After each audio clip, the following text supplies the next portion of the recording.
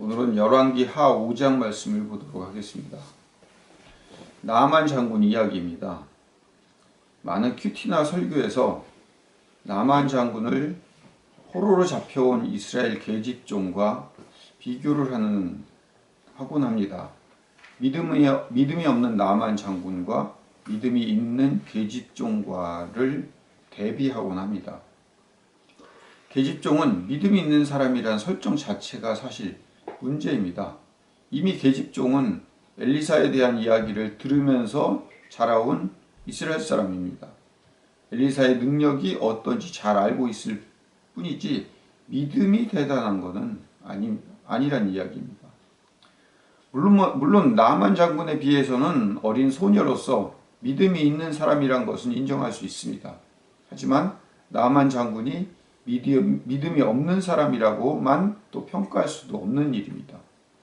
왜냐하면 누가복음으로 가보면 예수님께서 기적을 일으키신 대목에서 사르밧 과부와 나아만 장군을 언급을 합니다. 이 둘을 제외하고는 엘리야 시대의 사르밧 과부에게만 찾아갔고 엘리사 시대에는 나아만 장군만이 고침을 받았다는 말을 예수님께서 누가복음 4장에서 하십니다. 이 둘이 믿음이 있는 사람이고 그에 비해서 당대 유대인들은 믿음이 없는 사람이라고 이렇게 또 대비를 하기도 합니다. 근데 그렇게 대비하기에는 뭔가 석연치 않은 구석들이 너무 많이 있습니다. 나아만 장군 이야기가 등장한 첫 1절, 오늘 열왕기하 5장 첫 1절에는 나아만 장군을 하나님이 선택하셨다고 나옵니다. 하나님이 선택하셨기 때문에 그의 왕이 나아만 장군을 신뢰하고 또 존경받는 인물이 될 수 있었다는 이야기로 1절이 시작합니다. 성경에 인물이 등장을 할 때, 그리고 우리가 성경의 인물을 관찰할 때 그들의 인격이나 그들의 실력의 대단함 때문에 쓰임받는다고 이해해서는 안 됩니다. 하나님의 선택이 먼저였음을 항상 성경은 강조하고 있습니다. 대표적으로 노아가 등장할 때에도 노아는 당대의 의인이고 완전한 자라고 성경에서 기록하고 있습니다. 하지만 바로 그 앞절에 하나님이 노아에게 은혜를 먼저 주셨다는 말이 나옵니다. 그러기에 노아가 완전한 자가 될 수 있었다는 얘기죠. 은혜가 항상 먼저라는 사실을 기억해야 합니다. 그렇다면 나아만 장군과 계집종 혹은 나아만 장군과 그의 부하의 믿음의 비교만으로 대비할 수는 없습니다. 만약 그렇게 대비한다면 누가복음의 나아만 장군이 그 장군의 믿음이 엘리야 시대의 유일한 믿음꾼이었다고 이해하는 논리가 맞지 않게 됩니다. 사실 오늘 이야기의 핵심은 대가의 지불 문제를 이야기하고 있는 겁니다. 나아만 장군이 원래 출발할 때 가지고 갔던 선물이 얼마입니까? 은 10달란트와 금 6,000개와 옷 10벌을 가지고 갔습니다. 나아만 장군을 고치는 대가죠. 병이 나으면 이 선물을 대가로 가지고 줄 것을 생각하고 출발했을 거예요. 아마 엘리사가 더 달라고 했으면 더도 주었을 거예요. 그런데 정작 엘리사는 하나도 받지 않았습니다. 오히려 흙가지 노새 2마리에 실을 만한 양을 주어 보내기만 했습니다. 그런데 게하시는 오늘 생각이 달랐습니다. 병을 고쳐준 대가를 받는 것이 맞다고 생각을 했습니다. 자기가 숨겼든 어쨌든 그 게하시의 본래의 마음속에 어떤 생각을 가지고 있었어요? 엘리사가 누구인가 병을 고쳐준다는 것은 엘리사가 실력이 대단했고 엘리사가 능력을 가지고 있기 때문에 그 능력을 나누어 준 거고 그 능력을 대가 어치만큼 주었다라고 게하시는 생각했기 때문에 자기 자신이 가서 게하시에게 뭔가를 가져오는 것은 사실상 당연하다고 여겼을지도 모릅니다. 엘리사가 받는 대신에 내가 받을 수 있는 거야. 왜냐하면 대가이기 때문에. 그래서 요청한 대가가 얼마죠? 은 1달란트와 옷 2벌이었어요. 게하시가 가지고 있는 생각은 나만 장군을 고쳐준 대가의 가치를 그 정도로 평가를 한 겁니다. 이 정도면 충분히 받을 수 있겠다. 어쩌면 원래 주기로 했던 선물을 다 내어놓으려고 했다 할지라도 나만 장군은 다 주었을 거예요. 아니 그 이상이라도 주었을 거예요. 그게 나만 장군과 게하시의 차이였어요. 아마 어쩌면 게하시가 더 달라고 했거나 그 모든 거를 달라고 했다면 또 성경의 내용은 좀 달라졌을지도 몰라요. 게하시는 나만 장군이 생각했던 선물의 10분의 1도 안 되는 가치로 병고침의 대가를 생각했습니다. 그걸 받아 게하시는 스승의 앞에서 숨겼습니다. 그런 게하시의 행동에 대해서 엘리사의 대답은 좀 특별한 대답을 했습니다. 나만 장군이 수레에서 내려서 게하시를 맞이할 때 엘리사의 마음이 함께하고 있었다라는 의미심장한 말을 남깁니다. 여러 가지로 해석될 수 있는 말이긴 합니다. 일반적으로는 내가 분명히 지켜보고 있는데 거짓말을 하느냐라는 소리로 이해할 수도 있을 것입니다. 하지만 또 한편으로는 엘리사의 마음이 함께했다는 말에는 엘리사 자신은 왜 욕심이 없어서 받기 싫었겠느냐라는 말로도 충분히 들을 수 있는 얘기입니다. 지금 하나님께서 나만 장군에게 알려주시고 싶은 뜻, 해야 할 행동이 뭐라고요? 은과 금의 수준이 아니라는 말이에요. 나만 장군이 선택되고 엄청난 선물과 바꿀 수 있는 그 병고침은 엘리사의 입장에서 하나님의 전적인 은혜이고 값없이 주심에 대한 교훈을 주시기 위함이에요. 오히려 그것도 모질라서 흙까지 제사할 수 있는 흙까지 나눠서 주어서 보낸 거예요. 당연히 하나님은 은혜를 주었기 때문에 받아야 할 권리가 있고 받을 수 있는 존재임에도 불구하고 주고 또 주고 주신 분이라고요. 그걸 알려주는 것이 나만 장군이 엘리사를 찾아오게 한 핵심 포인트예요. 하지만 게하시는 하나님의 은혜에 대해서 잘못 알고 있었어요.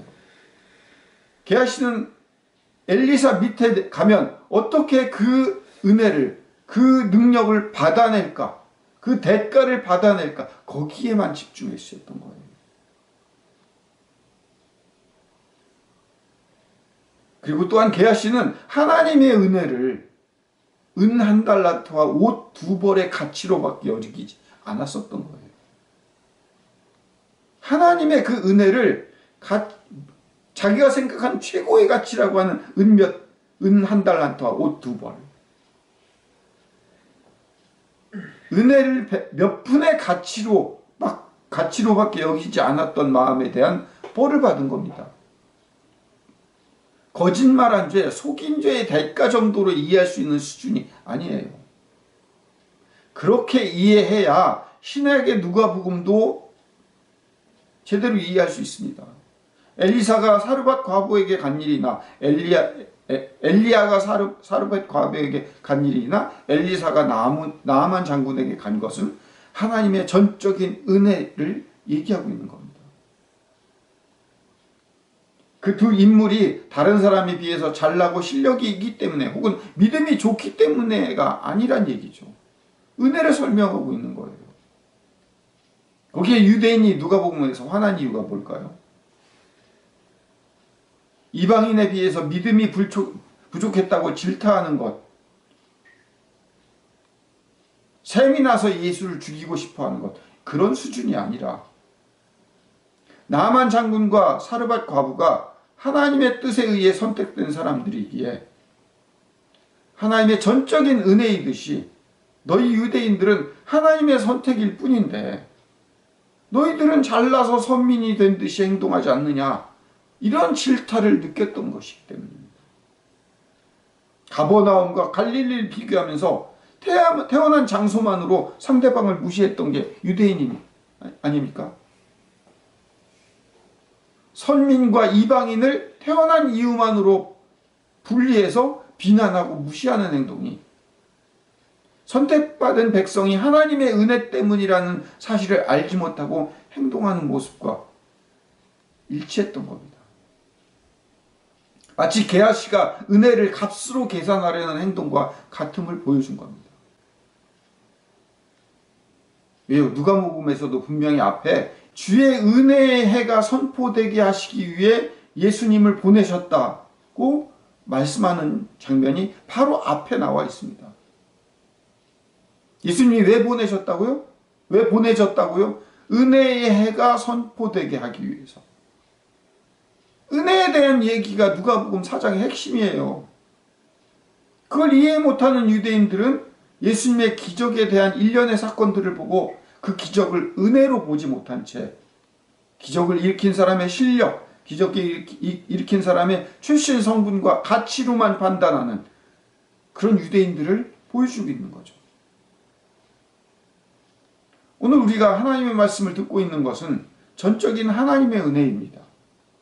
말씀이 이해되고 기억되고 있다는 것만으로도 우리는 이미 하나님의 자녀요 선택받은 사르밧 과부나 나아만 장군입니다. 사르밧 과부에게는 오늘 가지고 있는 것을 먹고 내일 죽으려는 환경에 있는 사람이었어요. 또 나아만 장군은 가진 것과 실력이 많을 수도 있지만 또 엄청난 황금과 보화를 가지고 있지만 그것과도 바꿀 수 없는 건강을 잃어버린, 그래서 모든 수고와 어떤 기쁨도 없는 그런 나아만 장군, 그런 사람들이었어요. 우리의 삶이 나아만 장군과 사르밧 과부와 같은 그런 삶이에요. 그러나 하나님의 자녀들은 실력이 아니라 애씀이 아니라 그런 환경 속에서도 하나님의 자녀는 건짐을 받는 사람이고 선택받는 사람이라는 것을 기억하는 것. 그게 오늘의 핵심이죠. 사르밧 과부와 나아만 장군에게 오신 하나님, 그 하나님이 오늘 우리에게 은혜로 다가오시는 분입니다. 값으로 오신 분이 아니시란 얘기입니다. 그러기에 오늘 우리는 어떤 환경에서도 버틸 수 있고 살아갈 수 있는 사람들이라는 이야기죠. 지금 나에게 부족한 것을 채우려고만 하는 게하시의 삶이 아니라 은을 받고 옷을 받고 감람원이나 포도원이나 양이나 소나 남종이나 여종을 받을 때가 아니라 은혜를 받을 때라는 얘기죠. 오직 여호와께만 예배할 수 있는 사람을 하나님은 찾으십니다. 예배함이란 어떤 상황 속에서 하나님이 우리의 삶의 주인이심을 인정하며 살아가는 일을 이야기하는 겁니다. 하나님은 항상 우리와 함께 하시는 것을 우리가 늘 우리의 삶 속에서 경험하는 일, 그걸 느끼는 일이 예배입니다. 기도하겠습니다. 거룩하고 사랑이 많으신 아버지 하나님, 우리의 삶은 어쩌면 사르밧 과부와 같은 나아만 장군 같은 그런 삶 속에서 살아가고 있습니다. 내일 모레 먹을 것이 없어서 굶어 죽기 직전에, 그리고 모든 것을 가지고 있지만 모든 것을 잃어버린 그런 나아만 장군과 같은 그런 삶을 살아갈 때 하나님께서는 은과 금과 포도원과 남종과 여종과 어떤 것보다도 하나님의 은혜를 우리에게 값없이 주심으로 공급하시는 그 하나님이 우리와 늘 함께 있다는, 그래서 우리는 오늘도 한 발을 내딛고 살아갈 수 있다는 사실을 기억하는 것이 오늘의 핵심이라는 사실을 기억하고 오늘 하루도 주 앞에 한 걸음을 내디디며 살아갈 수 있는 주의 백성들 되게 주님 인도하여 주시옵소서. 예수님 이름으로 기도드립니다. 아멘. 이제는 우리 구주 예수 그리스도의 크신 은혜와 아버지 하나님의 극진하신 사랑하심과 성령님의 인도 교통 내재하심이 이 설교를 듣는 모든 자들 머리 위에 영원토록 함께하여 주시기를 간절히 축원하옵나이다. 아멘.